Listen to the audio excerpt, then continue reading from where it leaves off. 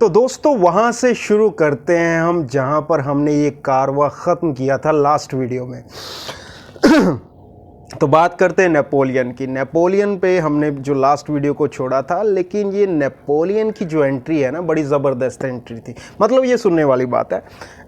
Basically Napoleon का जो rule था वो डिक्टेटरशिप था। और इसका रीज़न क्या था?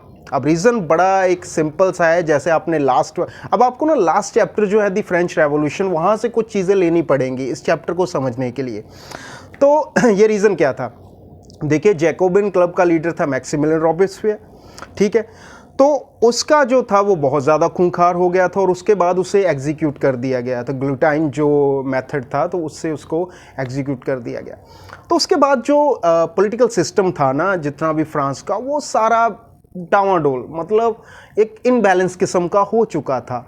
और ये सिंपल सी बात है कि आइडियोलॉजिकल डिफरेंस जो होते हैं पर्सन टू पर्सन वेरी करते हैं। तो ऐसी चीज़ें जो बहुत बड़े लेवल पर होने लग जाती है। इन स्पाइट ऑफ दैट के जो फ्रांस में कॉन्स्टिट्यूशन रूल जो शुरू हो चुका था, लोगों का जो रूल है वो शुरू हो चुका था, लेकिन वो भी जो एक रिप्रेजेंटेटिव सिस्टम होता है ना, वो अभी तक कुछ बन नहीं पाया था। तो यही रीज़न था। और लास्ट पे जब हमने फ्रांस का जो फ्रांस की क्रांति हमने पढ़ी थी, तो उसमें हमने एक चीज़ देखी थी कि जो डायरेक्टरी रूल है, जो 5 मेंबर की डायरेक्टरी है वो रूल करेगी, लेकिन उसमें भी काफ़ी क्लैशेस जो थे वो चल रहे थे। अब क्या है कि 2 बिल्लियाँ अगर झगड़ रही है तो उसमें एक बंदर है, वो अपना फ़ायदा ले जाएगा। तो यहाँ पर मैं नेपोलियन को उससे तुलना नहीं करूँगा, ये एक एग्जाम्पल बोल रहा हूँ। नेपोलियन तो बहुत बड़ा जांबाज किस्म का खिलाड़ी था, तो इसका जो एडवांटेज है वह नेपोलियन ने ले लिया। नेपोलियन एक मिलिट्री कमांडर फ्रांस का, और वो जो था निकल कर सामने आता है और वो पूरा का पूरा जो राज्य है, पूरे का पूरा जो फ्रांस का पॉलिटिकल सिस्टम है वो अपने अंडर कर लेता है। तो ये सिंपल सा मेथड था नेपोलियन के आने का। तो वो भी एक आम आदमी था, डिक्टेटरशिप था, लेकिन डिक्टेटरशिप होने के बावजूद भी लोगों ने उसे एक्सेप्ट किया। रीजंस क्या थे? तो रीजन थे ये, जिसको हम बोलते हैं द सिविल कोड ऑफ 1804, जिसे नेपोलियनिक कोड कहा जाता है। तो ये कोड क्या था? ये कोड था रूल्स एंड रेगुलेशन या कुछ पॉलिटिकल सिस्टम्स जो वो अपने देश में लागू करना चाहता था। तो इसमें था क्या? बड़ी कमाल की चीज़ें थी। एक तो उसने फ्यूडल सिस्टम को अबॉलिश कर दिया।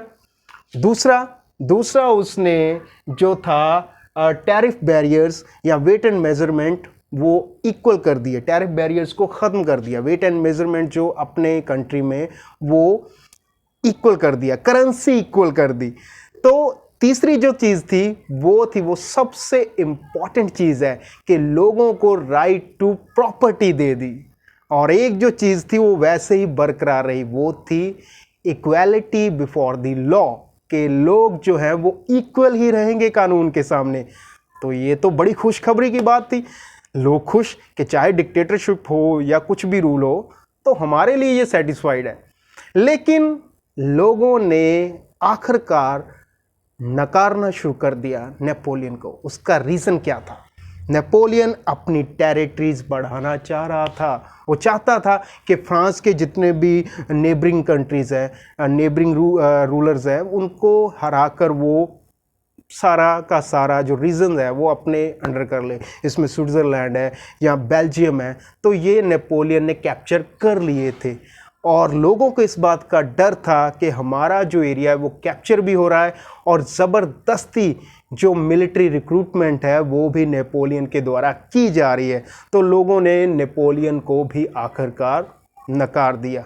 और फिर वो समय आता है जब कंजर्वेटिव्स को मौका मिलता है दोबारा उभरने का। जी हाँ, राजतंत्र, मोनार्कियल सिस्टम फिर से लागू होने जा रहा है। अब कैसे? तो Russia, Prussia, Austria and UK, ये जो 4 बड़े किंगडम्स थे, इन्होंने मिलकर वाटरलू के स्थान पर नेपोलियन को पूरी तरह से खदेड़ दिया, हरा दिया। और अब फिर से, अब आप यकीन करो कि अब फिर से जो रूल है, जिसके सब सपने तो ये लिए जा रहे थे कि नेशनलिज्म होगा, यूरोप की अलग अलग कंट्रीज़ में हम लोग नेशनलाइज करेंगे, जो लोकतंत्र है वो स्थापित करेंगे, लेकिन ऐसा कुछ भी नहीं हुआ।